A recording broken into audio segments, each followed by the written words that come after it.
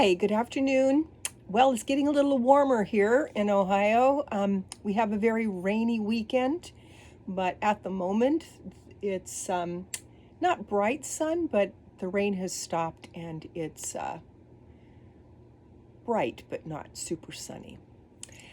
So, my previous episode in 97, I talked about living in your car, and I will get back to that, but I wanted to go through the other types of vehicles that people live in and vacation in, and a little bit about each category. There's so many in every category that we're just hitting the top and talking about the vehicles that, beginning with the ones that probably most people can't afford, but it's kind of interesting to know about them. So Class A's are basically the big buses, the ones that you see rock stars touring in, although I don't know that they do that much anymore, but if they did, they would. And just all various types of bus looking type vehicles. And they're usually quite big, and the new ones are hundreds of thousands of dollars, 150, 200,000 easily.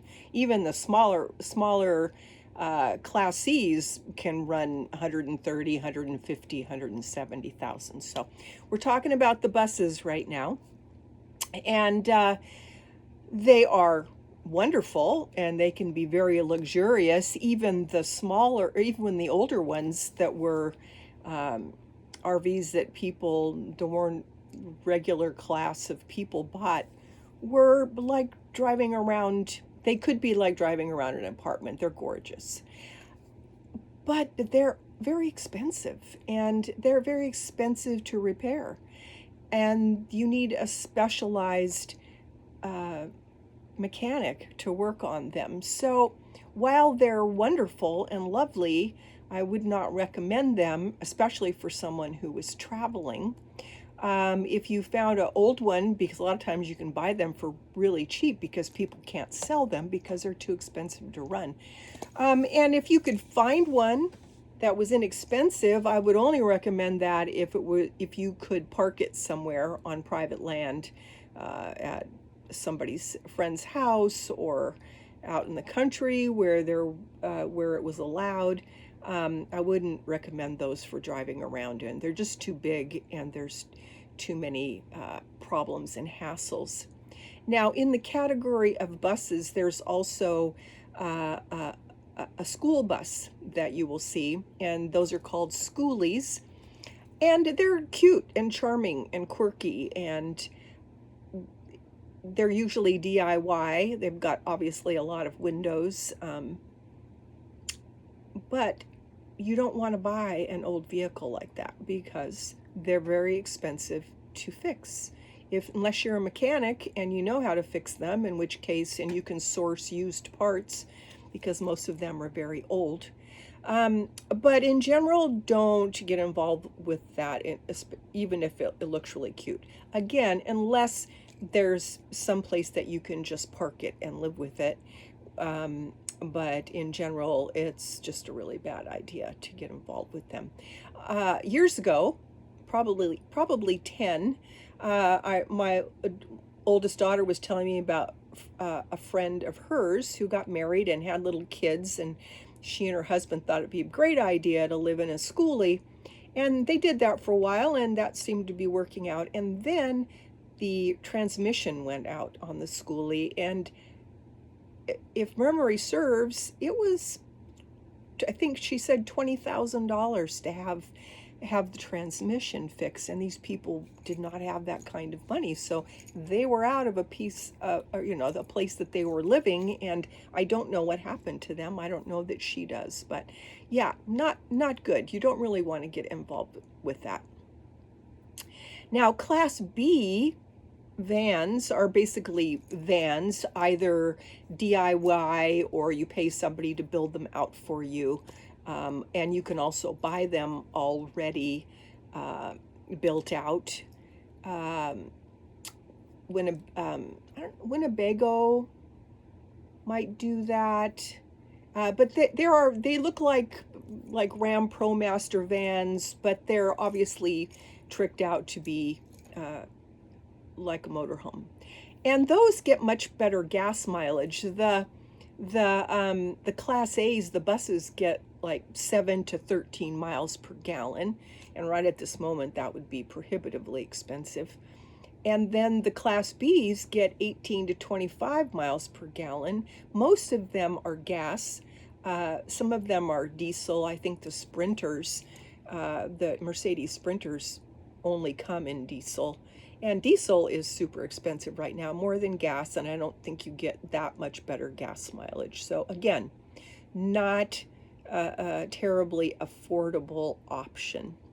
And I want to say that regardless of what it is you can buy or interested in buying, always, always research that particular vehicle and as much as you can before you buy something like that, and look at all the good and all the bad, because there's some great things about them and then there's some really bad things about them. And then you can of course buy the Sprinter, the Ram ProMaster, the Ford Transit. Those are all very popular. Sprinters are a little more expensive, top of the line, and they're more narrow, so a lot of times people put pods on either side to make the bed area longer because they're not that wide. Ram ProMasters have been traditionally the widest. They're 6'3" on the inside from side to side, so that means that a fairly 6-foot tall guy could sleep side to side in one of those, and that's better because then the bed doesn't take up so much room if you can put it side to side. And then Ford Transits were also more narrow, but they got a little better gas mileage, and they were a little longer. But now Ford Transit in the last few years has gone wider. They're not quite as wide as the ProMaster. And I, for a while, was fantasizing that I could get a Ram ProMaster. And I noticed that because I was researching that the powertrain on the Ram ProMasters was 60,000 miles, only 60,000 miles. And I was like, that's not good. And then a couple of years ago, it was 30,000 miles. I'm like, I don't know what they did to those transmissions, but they made it work. And then just recently, I saw that ProMaster, the new ones, were back to 100,000 miles. So apparently they figured that out. In the meantime, Transits got wider and they look much more like ProMasters because people were buying the wider bodies. So anyway, look into it. I think if you want to live in something, that would be better, but none of the Class A's, the Class B's, or the Class C's, which are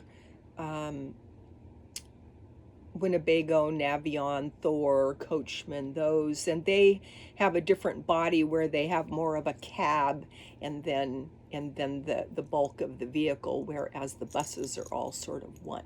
So you always do also want to have a vehicle, especially if you're traveling, but in any case, for safety, you want to have a vehicle that you can pass from the driver's area into the vehicle, through the vehicle, and not get out of the vehicle.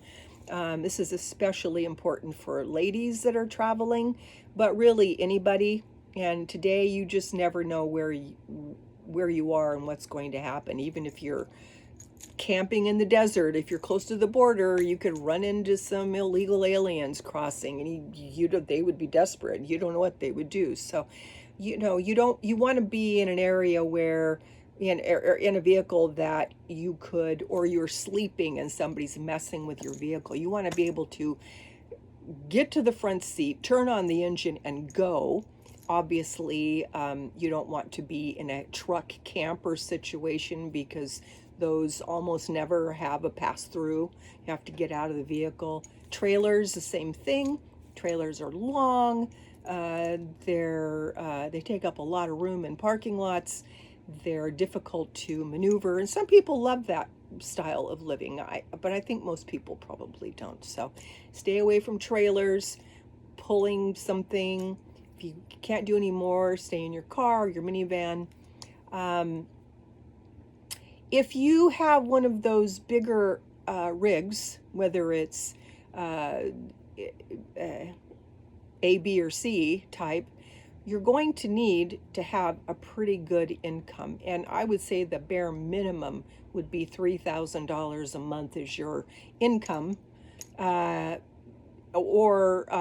more. And I would say a $20,000 emergency fund, because if you watch any of these YouTubers, and there are many of them, and in the next video I'll tell you some of them that I'm presently watching, you will see that there are always things going wrong with these, whether they're new or whether they're old. There's always things that need to happen. And I was watching Carolyn's RV life, and just this past year she spent $8,000 on not even improvements, just things that broke that had to be fixed. So you have to be really, really careful about about living in RVs. Again, if you can find one where it's an old RV, but it has all the things, it has a bathroom, it has a place to cook, it has a bed, and you like it, that's great. But source a place that you can park it, because there's a whole lot of cities now that are getting overrun with van dwellers, and they don't like it, and they're making all kinds of laws to stop people from doing that. And so it's getting pretty dicey out there. And none of those types of campers is stealth at all. I mean, when you see a camper, when you see a van with windows, even if it doesn't have windows, especially the police, they know that there's probably somebody that's in there. So it's not easy unless you have a place that you can park it. On my next video, you can refer back to episode 97. This is 98, and my next video will be 99. And in my next video, I'm going to be talking about specifically minivans and what you can do with them, and also maintenance and insurance on a minivan. So to me, that's what I've come to in terms of where I am in my financial life. I can't afford it. I want to buy a minivan, but I have to wait. I've got credit card to pay off. I've got another car loan that I have to pay off on my 2008 Toyota Corolla. And then I could buy a minivan. But I've been camping for years, watching this whole thing unfold for years. It's been a nonstop interest of mine, and so I've learned a lot, and I understand a lot about it. So God bless. I will see you on the next one, and that will be next weekend. So thank you very much. Actually, yeah, the next one will be next weekend. This one you'll see tomorrow. So thank you very much. God bless, and see you on the next one. Bye-bye.